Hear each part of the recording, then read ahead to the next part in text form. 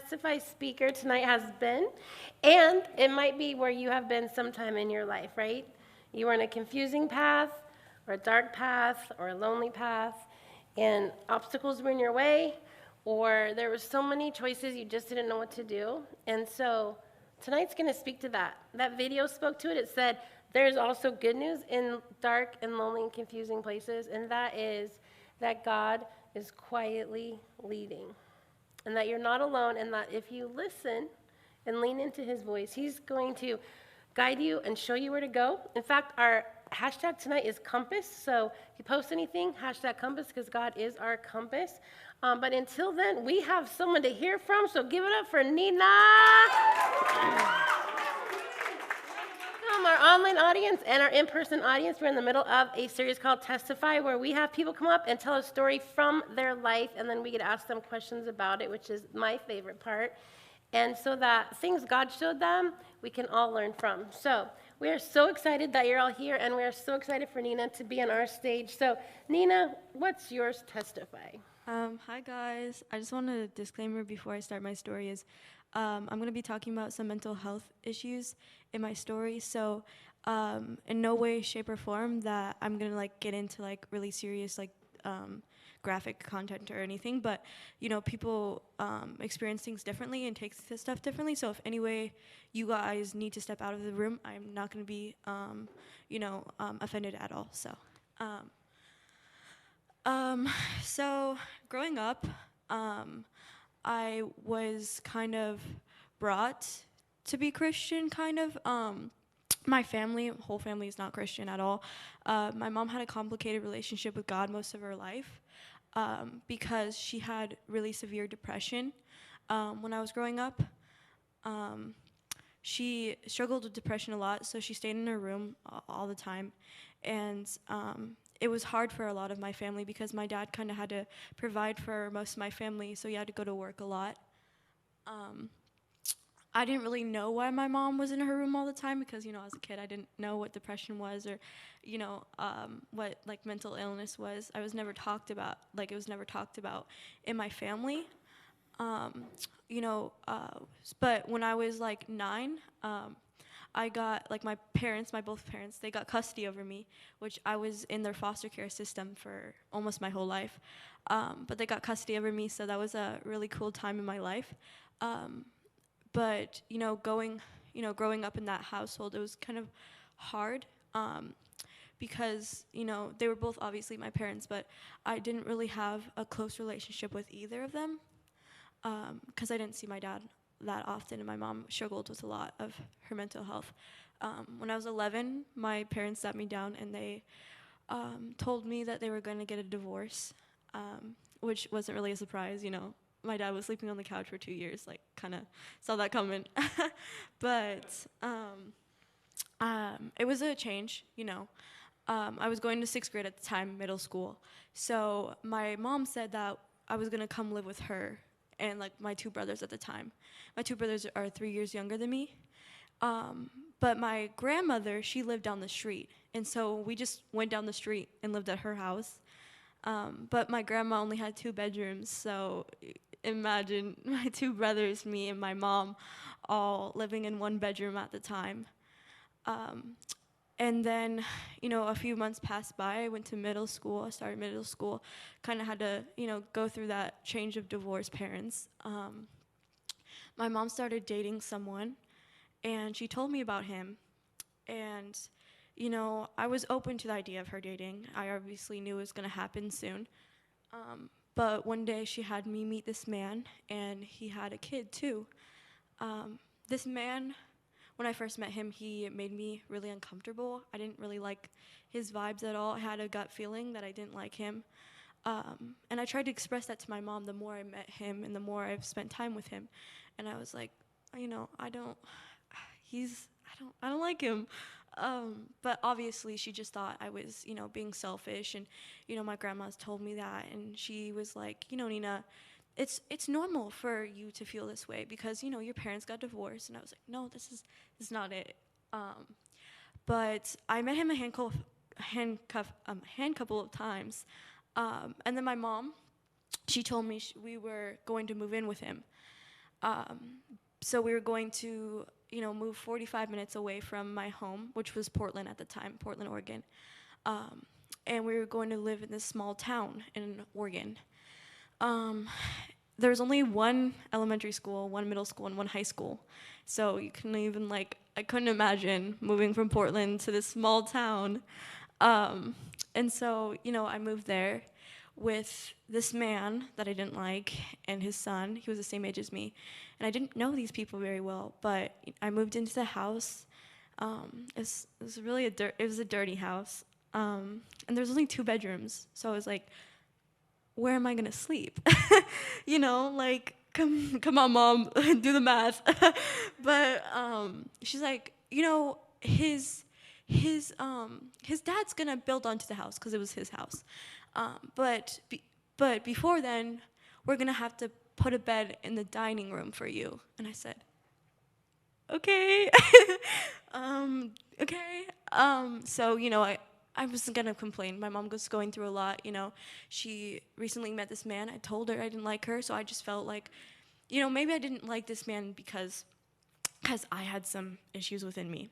But the more and more I lived with these people, my stepbrother at the time, because they were planning on getting married, just called him my stepbrother. We didn't get along. The first month I lived there, we got into an argument. I don't even remember what it was for, but I elbowed him, and he fell to the ground. And he obviously wasn't gonna physically assault me or anything, but he grabbed the nearest vitamin water and he poured it on my head. And I'll just never forget that. Got really mad. But yeah, so I didn't get along with him very well at first.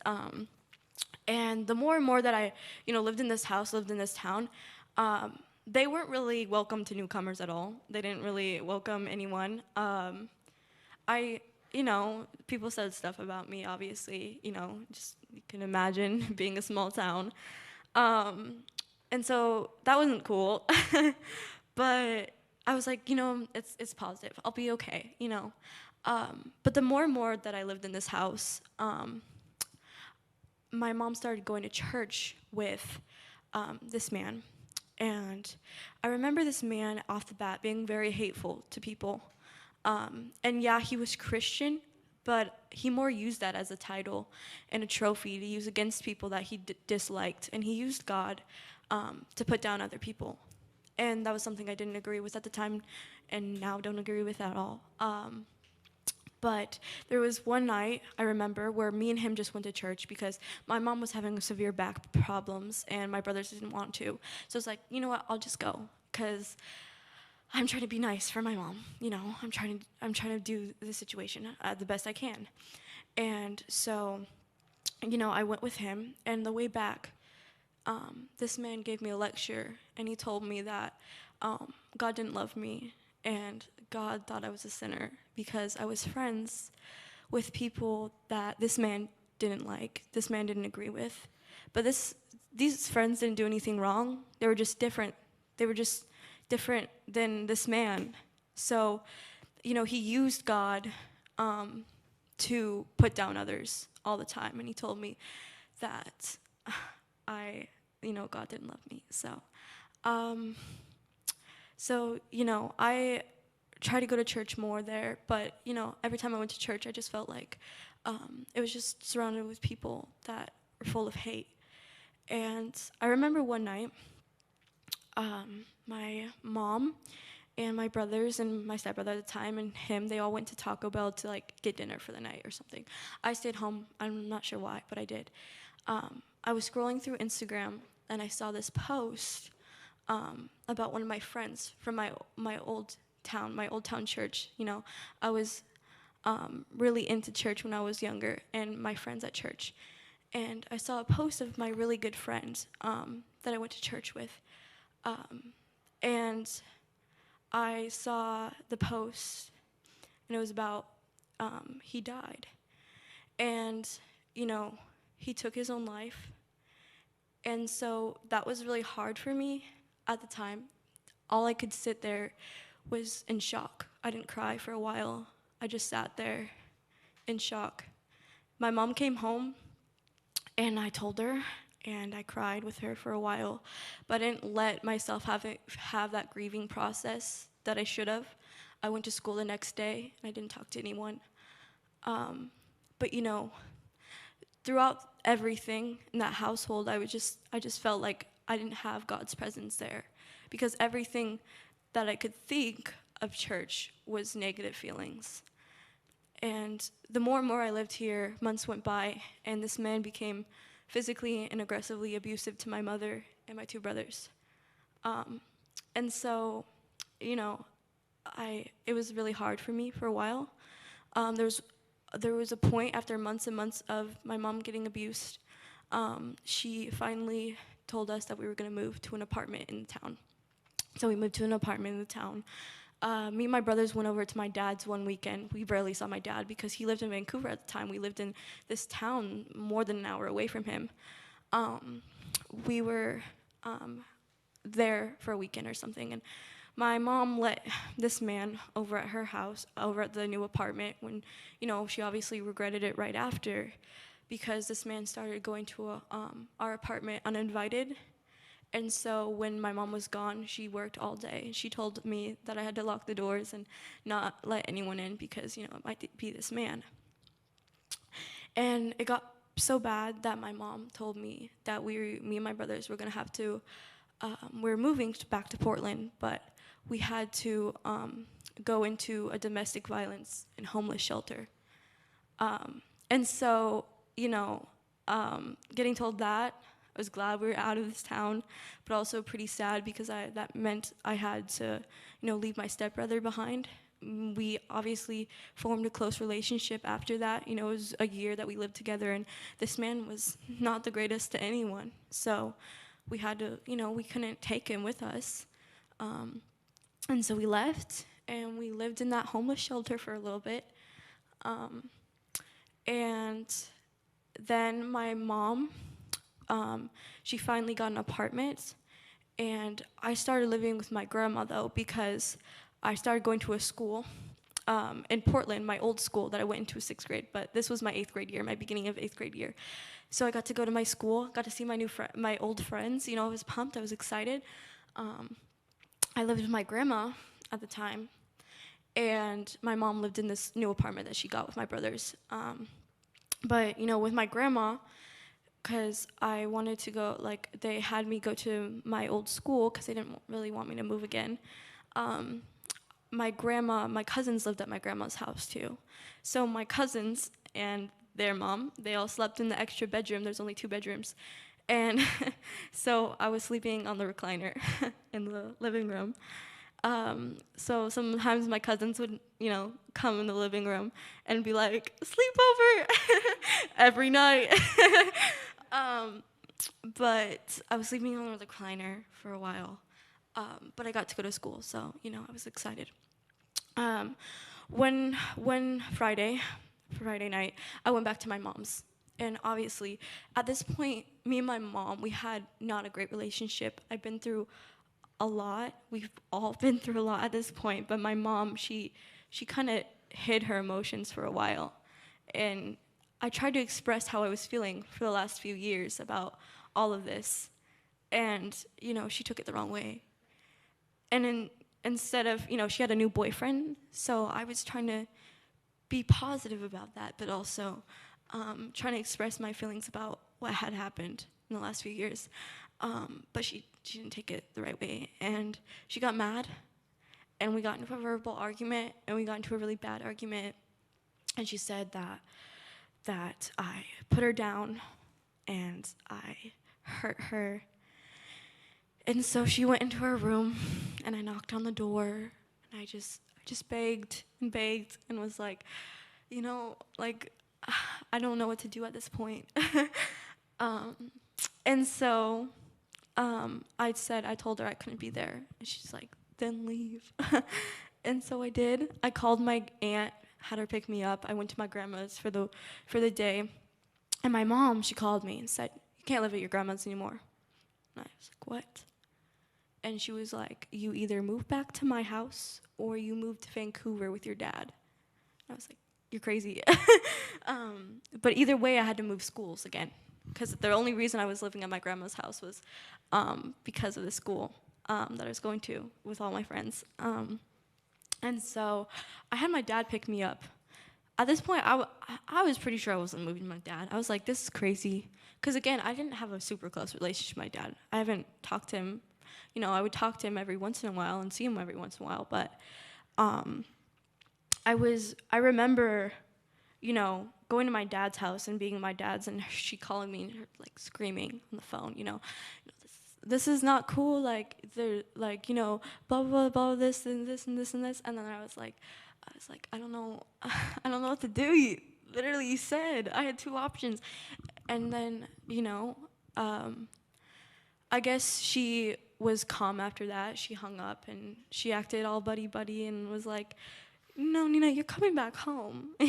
Like, you're coming back home. And I remember me and my dad and my stepmom, well, she's my stepmom now, we went to a Chipotle. And I got food, and my mom called me. And she told me, Nina, you have, you know, you and your best friend got accepted to this honor choir that you auditioned for. And it was like an audition that we both did, and only 2 people in our district would have gone. And it just so happened to be me and my best friend.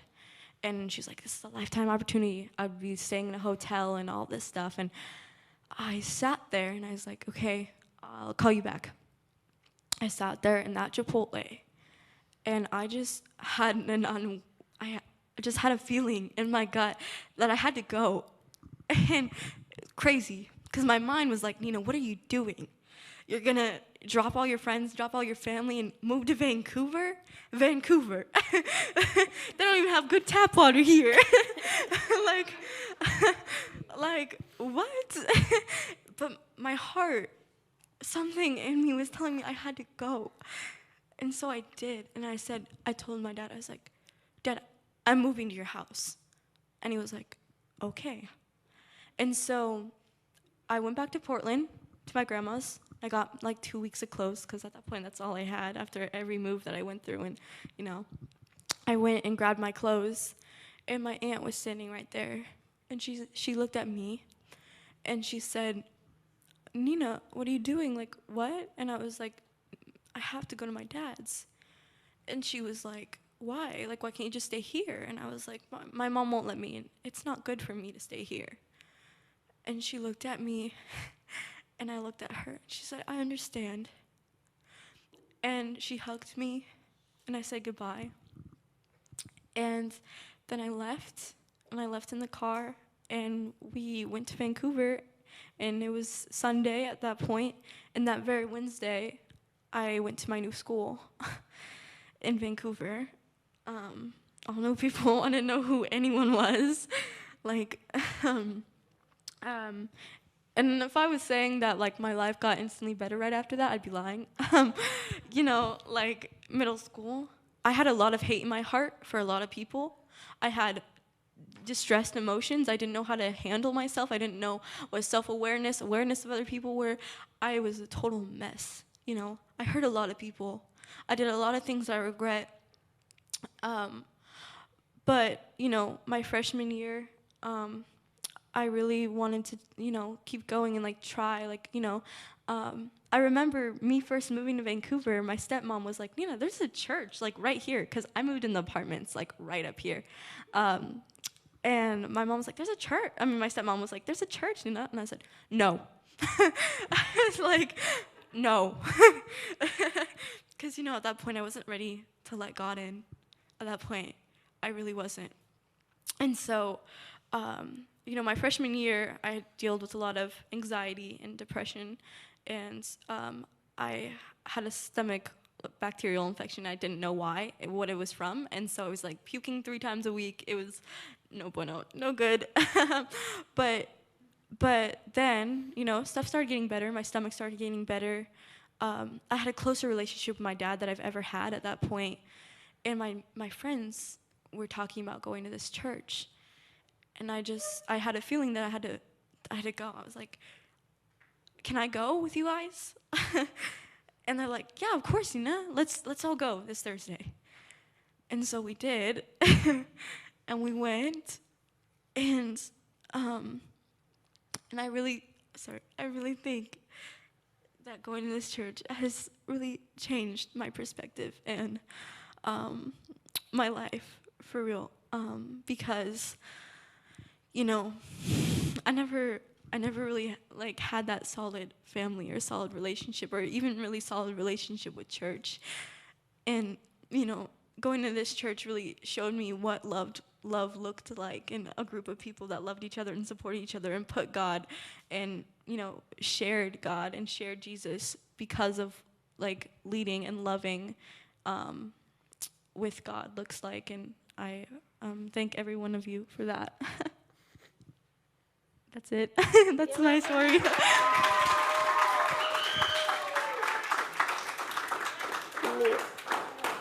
I am losing my voice, you guys have to bear with me, but Nina, you are chosen and called and picked out, handpicked to be part of a family. And there is a mansion for you in heaven. You will not have to live in the dining room ever again. And you are why we claim a corner. I'm very proud of you. All right, so while you guys get ready to ask your questions, and if you're online, you can type it in. We'll ask it live here. But Nina's story kind of just illustrated God's voice, how to recognize it, how to lean into it, how to hear it, how to obey it. Because in that Chipotle, everything was telling her to go the other direction. You have opportunity, you have familiarity, all your friends, all your support system, this huge choir thing, and yet I'm feeling led the other direction. What is that? It's the Holy Spirit. And so how do I figure that out? And we all have that Chipotle story if you've lived for Jesus long enough, where he rocked your world somewhere where it's like, I'm going this way. Nope, I'm going this way. And so sometimes God's voice, his direction is hard to figure out, but the more you lean into it and ask godly people about it and test it and see, it gets clearer and clearer. And so I'm going to leave you with a quote and a verse before you ask her questions. The quote says, if you want the will of God, get into the Word of God. Because a lot of us are like, God, tell me what to do after graduation. Tell me what college to go to. Tell me who to date. Tell me what I'm supposed to do. And just tell me about my future, my future, my future. And he's like, you want to know my will for your life? I've left it for you. So get into it, and then I will be able to direct you much easier.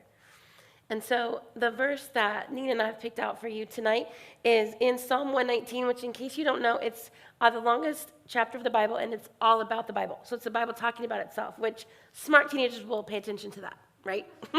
What does the Bible say about itself? So 119, 105 says, your word is a lamp to my feet and a light to my path. And that's exactly what's going on, where I find it so interesting that it says a light to my feet. It's not showing the whole way. It's showing the next step.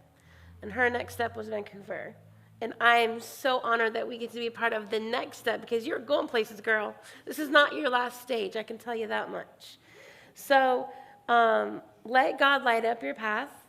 When you're feeling and leaning like she did, then do that. The reason she has clarity now is because she did what she felt like God was asking. So why don't you guys go ahead and get ready to ask your questions, but I have my first three always. So Nina, what did you learn about God through your story? Basically to just lean in and trust him.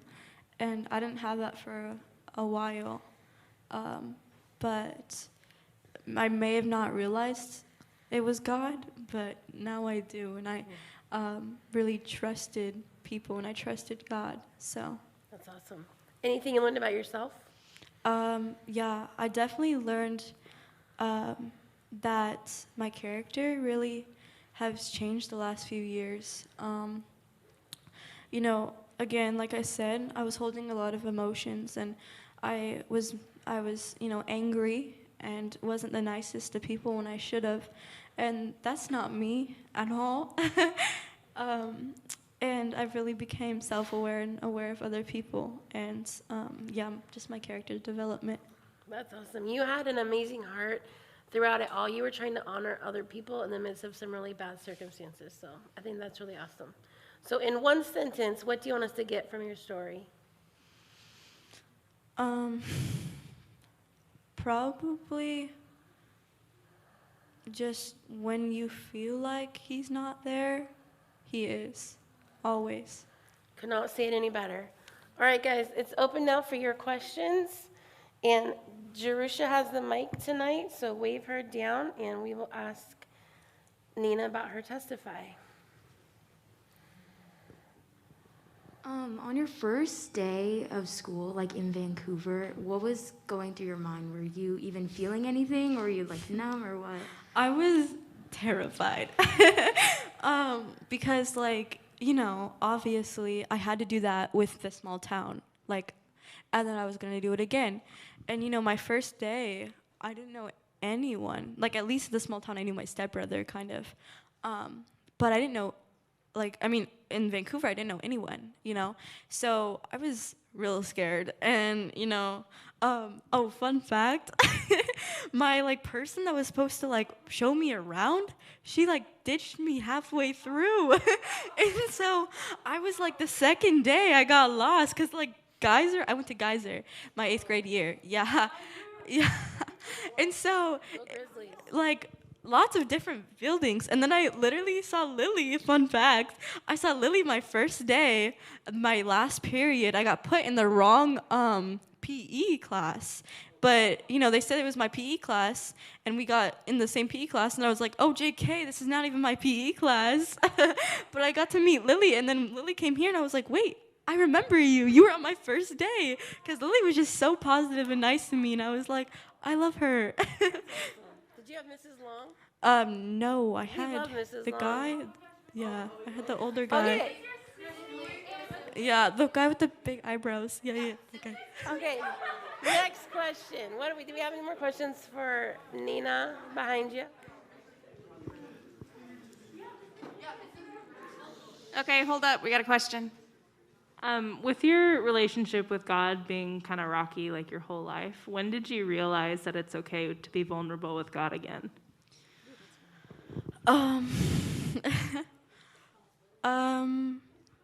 Probably just throughout I really think that this place has showed me about being vulnerable with God, because I don't feel judged about having my relationship with God. I don't feel judged about having a different relationship with God than maybe one of my friends here. I don't feel judged ever in this environment, and I'm still working my relationship with God, and it's still growing very. But I do feel comfortable in this space, and this space has really helped me feel vulnerable with God. So, What do you think changed between when your stepmom said there's a church down there and you're like, no way, and when your friend invited and you're like, I'm ready? Do you know what changed in you then? definitely my first week coming here, my stepmom was like, there's a church. And through that, all I could think about was my experiences with God. I didn't even know, I had the gut feeling. So I left, but I was still thinking in my mind, you're crazy. I was pulling up and through, going into this, the apartments. I'm like, this is my home. But, through all the, things that I've went through with God and I went through my relationship, it was more of the church environment and the people around it, not really God. God was there. I just couldn't comprehend that. And so I think I was really eyeing the church for a while when I was living there. I think that's such an important part of her story, because that one question from her stepmom, now God's working on her heart. For sure. She hasn't done anything yet. She hasn't made a decision. She hasn't gone here. So all the people in your life where you're like, I don't see a change, but I'm praying for them. Oh, one question, and God is working. But yeah, that's definitely, I was like, I'm ready. I'm ready to go back. I'm ready to have that relationship. I'm ready to create that family again if I can. So, yeah. You sure can. Any other questions for Nina?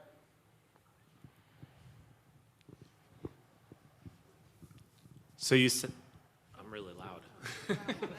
So you said that when you moved to Vancouver, you're like, oh, dang, it wasn't like magically better, you know. What was going on in your mind, and when did it start to feel like it was better here than in the small town? Well, it definitely was way better than a small town. But like Portland, I mean, Portland will always be my home.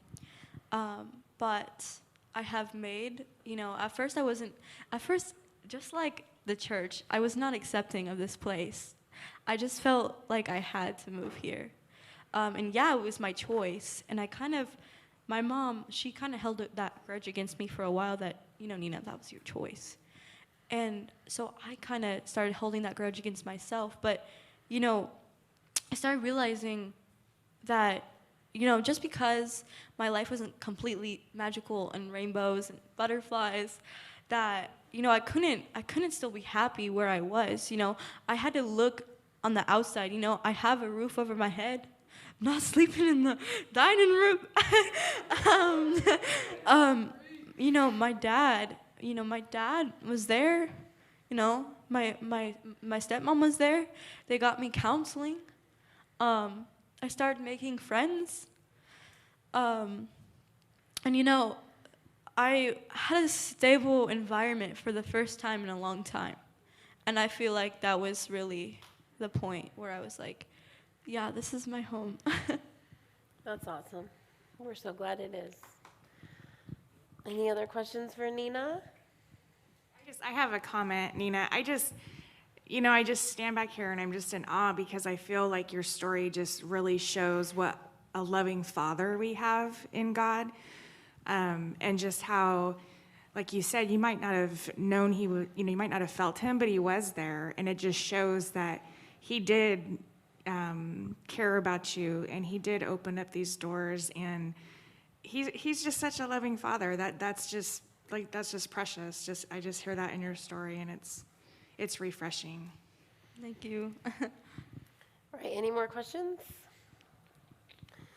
All right, so what we're going to do now is if you're in the building, we are going to cut to go to small groups. If you are online, then you can either FaceTime in if you're part of the Diff, or you can click on the worship set that our students have picked out.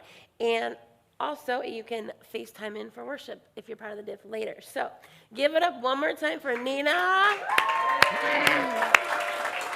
If you're online, we'll see you next week. And if you are in the building, we'll see you in a little bit for worship.